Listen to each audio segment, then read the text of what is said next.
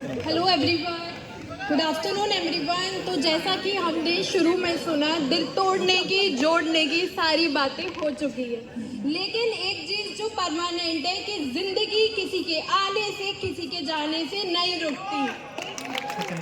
उसी के बारे में कुछ लिखा है, ज़रा गौर से सुनिएगा।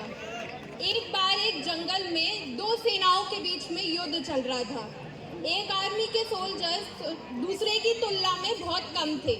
जो कम वाली सेना थी, उनके जनरल ने इरादा पक्का किया कि हम कल हमला करेंगे। सोल्जर सारे तैयार तो थे, लेकिन उनके मन में बहुत डर था कि हम हार गए तो। जनरल ने अपने लेफ्टिनेंट को बोला कि सोल्जर से बोलो हमले की तैयारी की जाए।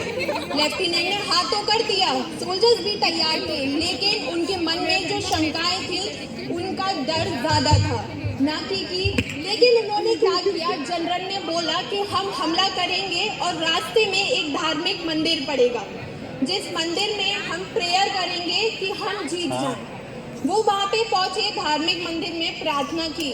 वहाँ पे जनरल ने एक इरादा पक्का किया कि हम हवा में सिक्का उछालेंगे, जिसमें अगर हेड्स आया तो इसका मतलब होगा कि हम जीतेंगे, और अगर टेल्स आया तो हम हार जाएंगे। जनरल ने प्रार्थना करने के बाद जब सिक्का उछाला तो गैस व्हाट क्या हुआ, हेड्स आया। जितने भी सोल्जर्स थे कम संख्याओं वाले, उनके मन में एक जोश भर गया, आत्मविश्वास आ गया। उस आत्मविश्वास के साथ वो जंग में उतर गए और अपनी योजना के मुताबिक हमला बोल दिया। फिर क्या हुआ, जो कम संख्या वाले सोल्जर्स थे वो जीत गए। उनके लेफ्टिनेंट ने बोला, नियति ने हमें सिक्का उछालकर पहले ही इशारा दे दिया था कि हम जीतने वाले हैं, और भगवान का लिखा कोई नहीं बदल सकता।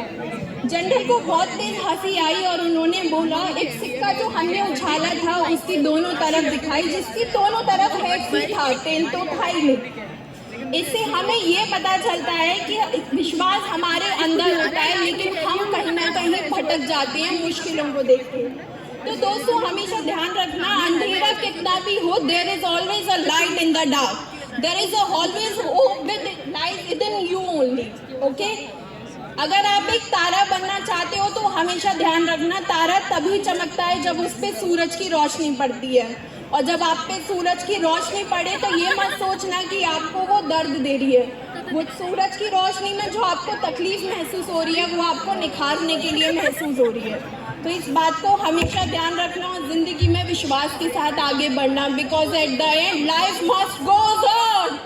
Very nice, very motivational lines.